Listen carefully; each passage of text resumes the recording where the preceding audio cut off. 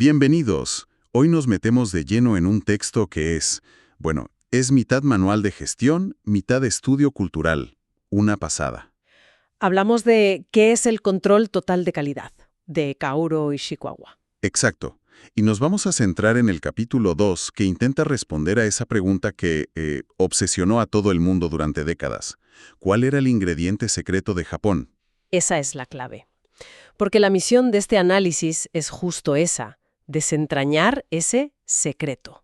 Ajá. Porque lo que Ishikawa describe no es una simple mejora del modelo occidental que los americanos llevaron allí. No es un simple parche. Para nada. Es una mutación, una reinvención total. Y para entenderla, el capítulo nos hace viajar a un Japón en ruinas, donde la calidad, ojo, no era una opción para ganar dinero. Era una cuestión de supervivencia. De pura supervivencia nacional. Vale, pues vamos a desgranar esto porque la historia, la verdad, empieza con muy poco glamour. Cero. El capítulo nos sitúa en la posguerra, y el primer gran desafío de calidad no fue en una fábrica de coches, ni de electrónica. No, fue algo mucho más básico. El servicio telefónico era un caos absoluto, y había que arreglarlo. Y ahí llegaron las fuerzas de ocupación con sus métodos. Así es. Desembarcaron con lo que se llamaba el control de calidad estadístico, el CCE. Mucha estadística. Pues sí, la artillería pesada. Gráficos, cuadros de control, análisis de varianza. Y al principio, claro, fue la gran novedad. Pero aquí es donde la historia da el primer giro. A ver. En los años 50 se puso tan de moda y se aplicó con tanto fervor que, paradójicamente, empezó a generar problemas. Espera, ¿cómo? Una herramienta para mejorar la calidad acaba creando problemas. Eso no me cuadra. Porque se aplicó como un dogma, sin pensar en la gente. Ishikawa describe una especie de rebelión silenciosa. Los capataces, los operarios veteranos, gente que llevaba toda la vida allí, de repente se sentían ignorados. Su intuición, su experiencia... Su ojo de buen cubero, como se suele decir. Exacto. Todo eso ya no valía nada frente a un gráfico que muchas veces ni entendían bien y que no siempre reflejaba los problemas reales del taller. Se sentían inútiles. Ostras, o sea que el primer paso en el legendario camino japonés hacia la calidad fue un motín contra la complejidad por la complejidad. Totalmente. La primera lección fue: las herramientas importadas no sirven de nada si la gente que las usa no las entiende o, peor, siente que anulan su propio conocimiento.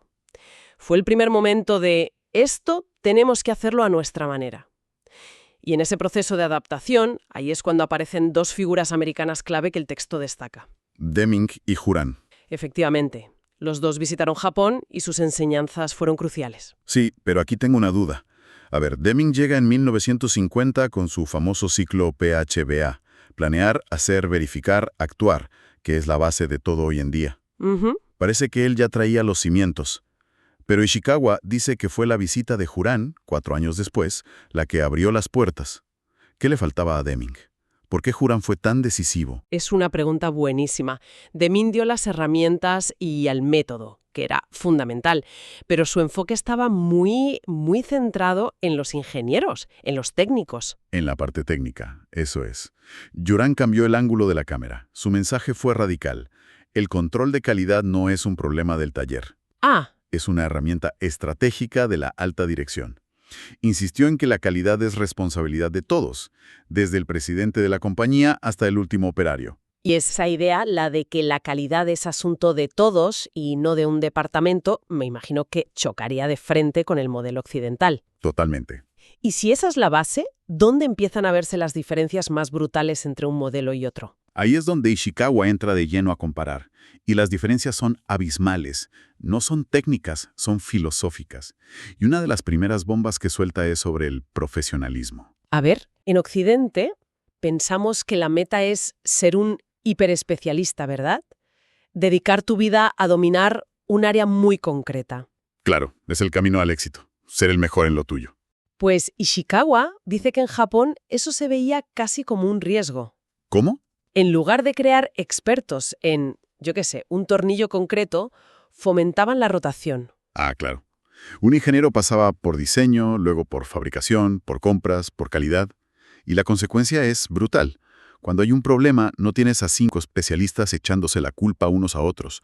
Tienes a 5 personas que entienden el puzzle entero. Exacto, que saben cómo su trabajo afecta al del resto.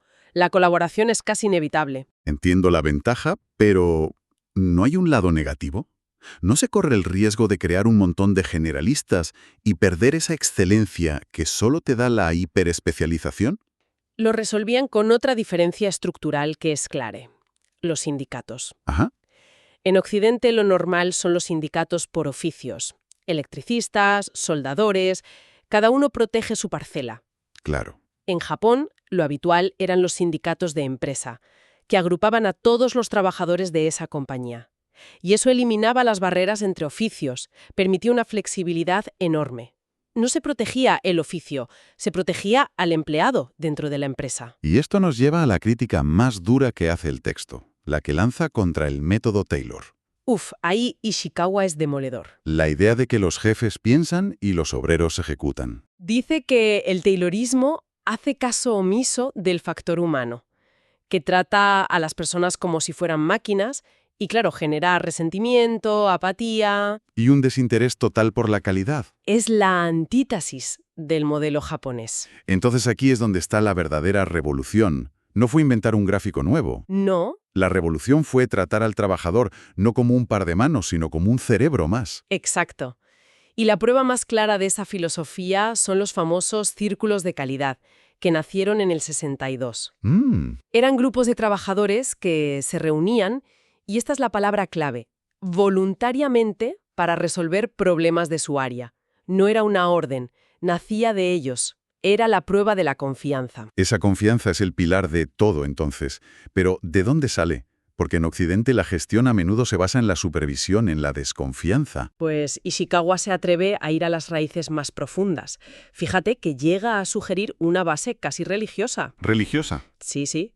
Plantea que el pensamiento occidental, influido por la idea cristiana del pecado original, tiende a asumir que el ser humano es imperfecto por naturaleza. Y por tanto hay que controlarlo. Y supervisarlo de cerca, claro. Mientras que en Oriente, Las filosofías orientales, como el confucianismo, a menudo parten de la idea de que el hombre es bueno por naturaleza. Y si partes de esa base, el modelo de gestión cambia por completo. claro. No se basa en el control, sino en la confianza, en la autonomía. Confías en que el trabajador quiere hacer un buen trabajo, y tu labor como jefe es darle las herramientas y el entorno para que pueda hacerlo. Es increíble pensar cómo una creencia tan de base, si la gente es buena o mala por defecto, puede determinar si en una fábrica fichas al entrar o montas círculos de voluntarios. El impacto es gigantesco. Y a eso le sumas otros factores que crearon el caldo de cultivo perfecto. El empleo vitalicio, que incentivaba a las empresas a formar a su gente a largo plazo. Una población muy homogénea que facilitaba la comunicación y, ojo a esto, un nivel educativo general altísimo. Eso hizo posible enseñar métodos estadísticos básicos a toda la plantilla, algo impensable en otros sitios. Vale, entiendo el ecosistema. Confianza, flexibilidad, formación. Pero antes de que esto suene demasiado abstracto, lo interesante es cómo los japoneses convirtieron esto en un sistema práctico, medible. Eso es. No se quedó en filosofía. Destilaron un método. Exacto. En 1967 definieron formalmente las 6 características del control de calidad japonés. Son como los 6 pilares que sostenían todo. Y el primero, claro, es el control de calidad en toda la empresa. La participación de todos. Desde la presidencia hasta el personal de limpieza. La calidad no es un departamento, es una cultura. El segundo pilar, educación y capacitación continuas. Y aquí Ishikawa es muy crítico. Dice que los cursos de una semana que se dan en Occidente son, casi una broma. Totalmente insuficientes. Para ellos la formación dura toda la vida laboral. Es un proceso constante. El tercero, claro, las actividades de los círculos de calidad, el motor de la mejora desde abajo. ¿Y el cuarto? La auditoría de calidad. Pero esto es interesante, no se refiere solo a un inspector externo. Incluye auditorías internas hechas por los propios directivos y, sobre todo, la que supone prepararse para el premio Deming. Que obliga a una autoevaluación brutal. Brutalmente honesta de toda la organización. Es una forma muy inteligente de motivar, no es un castigo, es un premio al que aspirar. Y los 2 últimos pilares. El quinto es la utilización de métodos estadísticos, pero con el matiz que aprendieron en los 50. Usar métodos sencillos que todo el mundo pueda entender. Nada de complejidad innecesaria. Eso es. Y el sexto pilar demuestra que esto era un proyecto de país. Las actividades de promoción a escala nacional. ¿A qué se refiere con eso? A que el gobierno y las asociaciones se involucraron. Crearon el Mes de la Calidad en noviembre, organizaban conferencias, entregaban premios. Incluso diseñaron una bandera, la bandera C, que las empresas podían izar. Era un orgullo nacional. Se convirtió en un movimiento que trascendía las fábricas. Al final del recorrido, queda clarísimo que el control total de calidad japonés no era una caja de herramientas que podías comprar e instalar. Imposible. Era un sistema operativo completo. Un organismo vivo que conectaba la estrategia, la estructura laboral y una filosofía de respeto por la gente. Exactamente, y eso explica por qué a tantas empresas occidentales les costó un mundo replicarlo. El problema no era entender un gráfico. Las matemáticas son las mismas en todas partes. Claro, el desafío era que para que esas herramientas funcionaran, tenías que cambiar la mentalidad de los directivos, las relaciones con los sindicatos. No podías hacer un copia y pega de un círculo de calidad en una empresa basada en la desconfianza. De hecho, el propio Ishikawa deja caer una idea casi poética al final, que resume esta conexión entre cultura y trabajo. Sugiere que, hasta la dificultad de la escritura japonesa, el kanji, que exige años de estudio paciente y disciplinado, podría haber forjado en la gente un hábito de trabajo diligente, una paciencia indispensable para el control de calidad. Y esto nos lleva a una reflexión final. Es una idea muy provocadora, desde luego. Totalmente. Y nos deja con esta pregunta. ¿Hasta qué punto los elementos más básicos de nuestra propia cultura, el idioma que hablamos, cómo nos educaron, nuestra historia, están moldeando, ahora mismo y sin que nos demos cuenta, la forma en que trabajamos, resolvemos problemas y concebimos lo que significa hacer algo bien hecho?